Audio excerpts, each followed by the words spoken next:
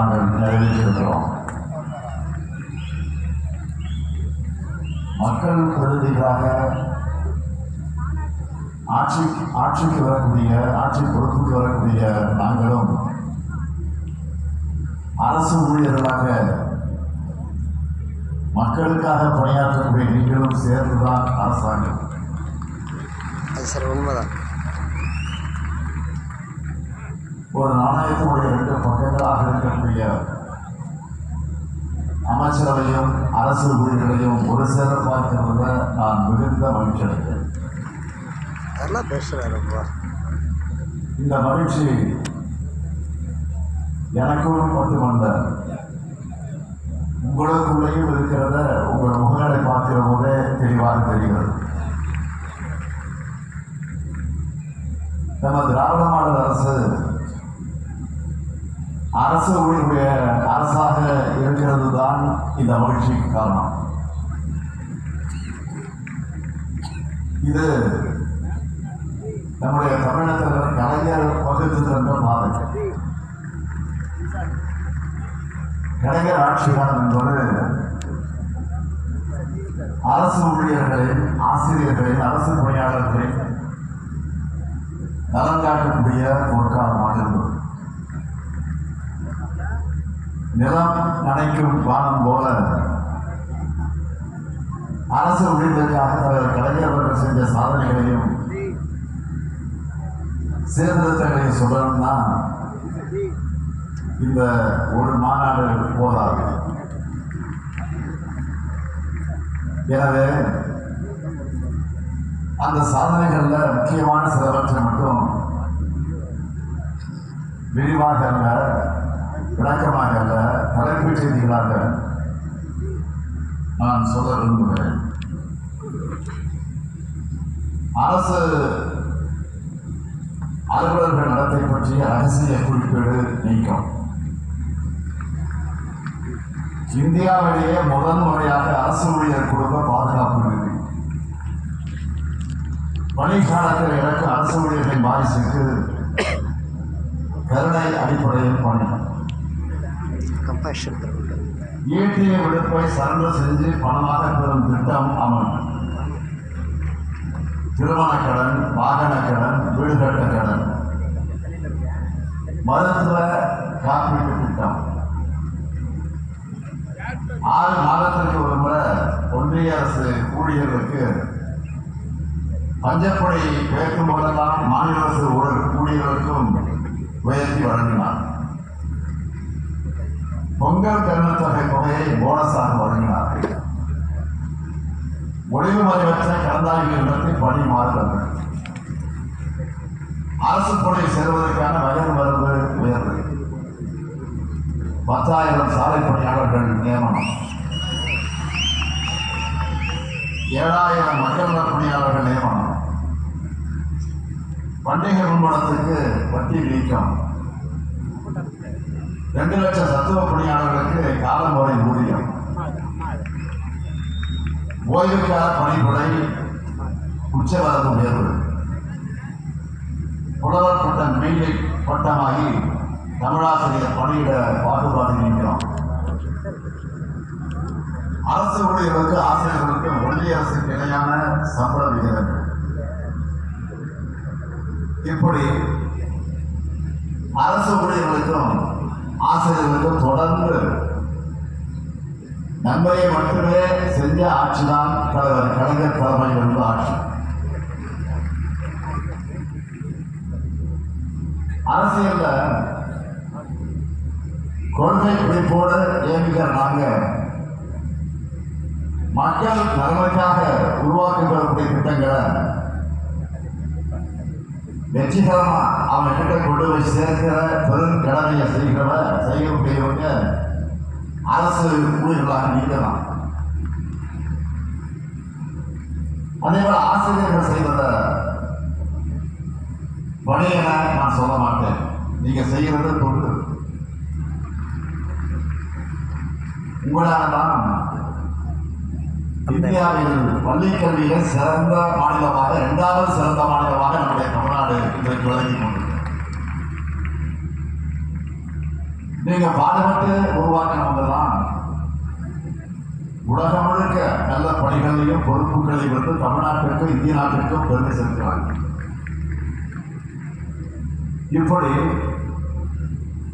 இந்தியாவோட எதிர்காலமான மாணவர்களை உருவாக்கி கொண்டிருக்கிற ஆசிரியர்கள் மற்றும் பேராசிரியர்கள் நலனை பாதுகாக்கிற அரசுதான் திராவிட முன்னேற்ற கழகத்துக்கு அரசு. நம்ம திராவிட மாடல் அரசுல நாட்டுக்கே முன்னோடியான முத்திரை திட்டங்களை செயல்படுத்திட்டு இருக்கோம். என் நண்பர்கள் குறிப்பிட்டு சொன்னார், கலைஞர் மகளிர் உரிமை திட்டம், மகளிர் குடியல் பயணம்,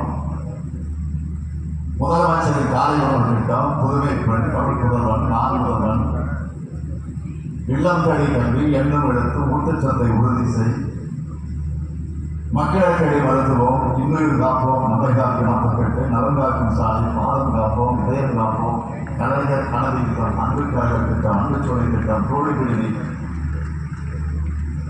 ஒரு சில நிறுவனங்களுக்கு கடன் உத்தரவாத திட்டம், கலைஞரின் அழைப்பிற்கான ஒருங்கிணைந்த வேளாண் வளர்ச்சி திட்டம், கலைஞர் நகர்ப்புற மேம்பாட்டு திட்டம், உங்களுடன் சாலை, கலைஞர் கைவினை திட்டம், மாற்றுத்திறனாளிகளுக்கான உரிமை திட்டம், உள்ளாட்சி அமைப்புகளில் மாற்றுத்திறனாளிகளுக்கு நேரடி நியமனம், முதலமைச்சர் கோப்பை, அயோத்திதாசர் பண்டித குடியிருப்பு மேம்பாட்டு திட்டம், தொல்குடி திட்டம், டாக்டர் கலைஞர் விளையாட்டு உபகரணங்கள் வழங்கக்கூடிய திட்டம், பேராசிரியர் அன்பழகனார் கல்வி உட்கட்டமைப்பு மேம்பாட்டு திட்டம், பெருந்தலைவர் காமராஜர் கல்லூரி மேம்பாட்டு திட்டம், அண்ணன் அம்பேத்கர் தொழில் முன்னோடி திட்டம், முதலமைச்சர் தாய்மானவர் திட்டம், முதலமைச்சரின் கிராம சாலை மேம்பாட்டு திட்டம், கல்லூரி மாணவர்களுக்கு மடிக்கல்வி திட்டம், இந்த பட்டியல் நீண்டு கொண்டே இருப்போம். இந்த திட்டங்களால திராவிட மாடல் அரசுக்கு நற்பெயரும் செல்வாக்கும் கிடைச்சிருக்குன்னா அந்த பெருமையில பெரும் பங்கு அரசு ஊழியர்களுக்கான உங்களுக்காக தான். அது உங்களுக்கு தான் முழு உரிமை இருக்கு. அதுக்கான என்னுடைய நன்றியை சொல்வதற்கான வாய்ப்பா இந்த மாநாட்டை நான் கேட்டுக்கொண்டு வந்திருக்கிறேன். இந்த மேடையில நின்று அனைத்து அரசு ஊழியர்களுக்கும் அரசு பணியாளர்களுக்கும் நன்றியை நான் மீண்டும் மீண்டும் தெரிவித்துக் கொள்கிறேன். அரசின் கண்களாக கலைகளாக செயல்பட்டுக் கொண்டிருக்கக்கூடிய உங்களுக்காக நம்ம திராவிட மாடல் அரசில் செய்யப்பட்டிருக்கக்கூடிய திட்டங்கள் மற்ற முன்னெடுப்புகள் முக்கியமான சிலவற்றை மட்டும் சொல்லணும்னா, கோவிட் பெருந்தொற்று காரணமா நிறுத்தி வைக்கப்பட்டிருந்த அகவிலைப்படை உயர்வை 2022 முதல் ஒன்றிய அரசுக்கு இணையா உயர்த்தி வழங்கினதோட ஒன்றிய அரசுக்கு இணையா கால தாமதமின்றி அகவிலைப்படை உயர்வு தொடர்ந்து வழங்கப்பட்டுள்ளது. உங்களுடைய கோரிக்கையை ஏற்று கடந்த ஆண்டு அக்டோபர் மாதம் முதல் அரசு பணியாளர்கள் தங்களுடைய ஈட்டிய விடுப்பை ஒப்படைப்பு செய்து பணமாக பெற்றுக்கொள்ளும் நடைமுறையை மீண்டும் செயல்படுத்தியிருக்கிறோம். நாட்டிலேயே வேறு எங்கும் இல்லாத புதிய திட்டமா அரசு பணியாளர் விபத்தில் உயிரிழக்க நேர்ந்தால் 1 கோடி ரூபாய், இயற்கை மரணமடைந்தால் 10 லட்சம் ரூபாய் ஆயுள் காப்பீட்டு தொகையா வழங்கிட்டு இருக்கிறோம். பணியிடை மரணமடையும் அரசு அலுவலக குழந்தைகளுக்கு 5 லட்சம் ரூபாய் முதல் 10 லட்சம் ரூபாய் வரை திருமண செலவுக்கான உதவியாகவும், மேலும் உயர்கல்வி பயில 10 லட்சம் ரூபாய் நிதி உதவியும் வங்கிகள் மூலம் வழங்கப்பட்டு வருகிறது. அரசு பணியாளர்களுக்கு வழங்கப்பட்டு வந்த திருமண முன்பணம் 10,000 ரூபாயிலிருந்து 5 லட்சம் ரூபாயாக உயர்த்தியிருக்கிறோம். அரசு பணியாளர்களின் குழந்தைகளுக்கு வழங்கப்பட்ட கல்வி முன்பணம் தொழிற்கல்விக்கு 50,000 ரூபாயிலிருந்து 1 லட்சம் ரூபாயும், கலை மற்றும் அறிவியல் கல்விக்கு 25,000 ரூபாயிலிருந்து 50,000 ரூபாயும் உயர்த்தி வழங்கியிருக்கிறோம். அனைத்து மாநிலங்களை காட்டிலும் அதிகமாக தமிழ்நாட்டில் பணிபுரியக்கூடிய அரசு அலுவலர்கள் மற்றும் ஆசிரியர்களுக்கு வீடு கட்டுவதற்கான முன்பணம் 40 லட்சம் ரூபாயிலிருந்து 50 லட்சம் ரூபாயாக உயர்த்தி வழங்கியிருக்கிறோம். இப்போதான் ஒரு ஜூவை போட்டிருக்காங்க. ஒழுங்கு நடவடிக்கைகளால் பணியிலிருந்து ஓய்வு பெறும் நாள் என்று தற்காலிக பணியிட நீக்கம் செய்யப்படும் சூழலை அகற்றி அரசு பணியாளர்களை ஓய்வு அனுமதித்தது அங்கே ஆணையிட்டிருக்கிறோம். ஓய்வூதிய பணிமுறையை 20 லட்சம் ரூபாயிலிருந்து 27 லட்சம் ரூபாயாக உயர்த்தி வழங்கியிருக்கிறோம். ஓய்வூதியதாரர்களுக்கு மருத்துவ காப்பீட்டு உதவி 10 லட்சம் ரூபாயாக உயர்த்தப்பட்டிருக்கு. மேலும் அவர்களுக்கான பொங்கல் பரிசு தொகைய 500 ரூபாயிலிருந்து 1000 ரூபாயாக உயர்த்தி வழங்குகிறோம். பெண் அரசு அலுவலர்களுடைய நீண்டகால கோரிக்கை ஏற்று மகப்பேறு விடுப்பை 30 மாதங்களிலிருந்து 12 மாதங்களாக உயர்த்தி இருக்கிறோம். பெண் அரசு ஊழியர்கள் தகுதிக்கான பருவத்தில் மகப்பேறு விடுப்பில் செல்ல நேர்ந்தால் அந்த காலத்தில் தகுதிக்கான பருவமாக போயிடலாமா? சத்துணவு அமைப்பாளர்கள், அங்கன்வாடி பணியாளர்கள், கிராம ஊராட்சி செயலர்களோடு சிறப்பு ஓய்வூதியத்தை உயர்த்தி இருக்கிறோம். குறு அங்கன்வாடி பணியாளர்கள் மற்றும் மணக்கால பணியாளர்களுடைய பணி நிறைவின் போது வழங்கப்படும் ஒட்டுமொத்த தொகை 1 லட்சம் ரூபாய் 2 லட்சம் ரூபாயாக உயர்த்தி வழங்குகிறோம். அங்கன்வாடி உதவியாளர்கள், சமய உதவியாளர்கள் மற்றும் தூய்மை பணியாளர்களுக்கு பணி நிறைவின் போது வழங்கப்படும் ஒட்டுமொத்த தொகை 50,000 ரூபாயிலிருந்து 1 லட்சம் ரூபாயாக உயர்த்தி வழங்கப்படுகிறது. சிறப்பு ஓய்வூதியம் பெற்று வரும் சத்துணவு அமைப்பாளர், அங்கன்வாடி பணியாளர்கள், கிராம ஊராட்சி செயலாளர்கள் இறந்துட்டார் அவருடைய குடும்பங்களுக்கு குடும்ப ஓய்வூதியமாக 1200 ரூபாயும், சிறப்பு ஓய்வூதியம் பெற்று வரும் குறு அங்கன்வாடி பணியாளர்கள் மற்றும் மணக்கால பணியாளர்கள் உள்ளிட்ட இதர சிறப்பு காலமுறை புதிய பணியாளர்கள் இறந்துட்டால் அவருடைய குடும்பத்திற்கு குடும்ப ஓய்வூதியமாக 1100 ரூபாய் வழங்கப்பட்டு வருகிறது. சிறப்பு ஓய்வூதியம் பெற்று வரும் அங்கன்வாடி உதவியாளர்கள், சமையலர்கள், சமய உதவியாளர்கள் மற்றும் தூய்மை பணியாளர்கள் உள்ளிட்ட இதர சிறப்பு காலமுறை ஊதிய பணியாளர்கள் இறந்துட்டால் அவங்களுடைய குடும்பத்திற்கு குடும்ப ஓய்வூதியமாக 1000 ரூபாய். சிறப்பு ஓய்வூதியம் பெற்று வரும் இந்த பணியாளர்கள் உயிரிழக்க நேரிட்டால் இறந்த பணியாளர்களுடைய இறுதிச் சடங்கு செலவினங்களுக்கு 20,000 ரூபாய் வழங்கப்பட்டுள்ளது.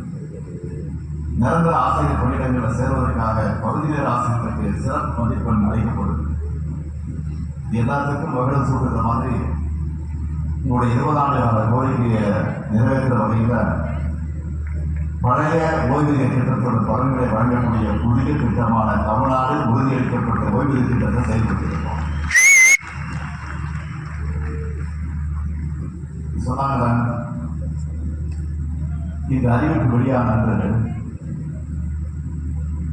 கோட்டையில நாம் இனிப்புகளை பரிமாறிக்கொண்ட அந்த பாசன காட்சி தமிழ்நாட்டில் வரலாற்றிலேயே இதுவரை பார்க்காத காட்சி. இவ்வளவு பெரிய திட்டத்தை எப்படிப்பட்ட சூழல்ல நிறைவேற்றிருக்கவங்க மற்ற எல்லாரையும் விட உங்களுக்கு நல்லா தெரியும். 9 ஆண்டு நமக்கான வரி கோஷத்துல ஒன்றிய அரசு குறைச்சிக்கிட்டே இருக்கு. ஒன்றிய அரசுடைய திட்டங்களுக்கான நிதியை கூட குறைச்சிட்டு இருக்காங்க. அந்த நிதியை கூட முறையா வழங்குறது. ஜிஎஸ்டி மாற்றங்களால மாநிலத்தோட வரி வருவாய் குறைஞ்சிட்டே வருது. இப்படிப்பட்ட சூழல்ல எல்லா துறைகளையும் நலத்திட்டங்களை செஞ்சாகணும். வருமானம் குறைவு, செலவு அதிகம், இதுதான் நம்முடைய நிலை. மேலே அண்ணாதான் சொன்னார், பெட்டி இருக்கு, பூட்டு இருக்கு, சாவி இருக்கு, ஆனா பெட்டி காலியாக சொன்னார். திட்டமிட்டு செயற்கையா இந்த நிதி நெருக்கடியை உருவாக்குறாங்க. அரசியல் ரீதியாக மட்டுமல்ல, நிர்வாக ரீதியாகவும் அவங்க வெற்றிகரமாக சமாளிச்சுதான் அரசு ஊழியர்களுடைய கோரிக்கைகளையும் நிறைவேற்றிட்டு இருக்கோம். பழைய ஓய்வூதியம் குறித்த கோரிக்கையை 22 ஆண்டுகளாக நீங்க வச்சுக்கிட்டு இருக்கீங்க. யார் ஆட்சியில இந்த உரிமை பறிக்கப்பட்டுச்சு? அதிமுக ஆட்சியில. அப்போ நீங்க நடத்தின போராட்டங்கள் சாதாரணமானதா? வேர்வை துளி சிந்தி உழைச்சவங்களுக்கு ரத்த கண்ணீர் வர வச்சதுதான் நிர்ணயம்.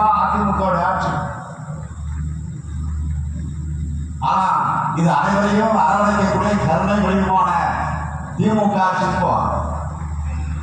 அதனால்தான் உங்களுடைய கோரிக்கைகளை எல்லாம் பரிசீலித்து அரசு அவர்களுக்கான முறையான ஓய்வூதியத்தை வழங்குவதற்கான தகுந்த பரிந்துரைகளை வழங்க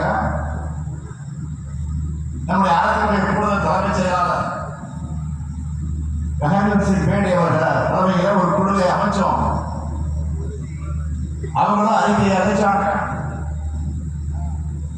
தொடர்ந்து நம்முடைய மாநில அமைச்சர்கள் ஏவா வேலூர், தங்கம் தென்னரசு, அன்பில் மகேஷ் பொய்யாமல் ஆகியோர் உங்ககிட்ட உட்கார்ந்து தொடர்ந்து பேசுறாங்க. உங்களுடைய நலன் பற்றி எதிர்பார்ப்புகள், தமிழ்நாட்டுடைய நெறிகளை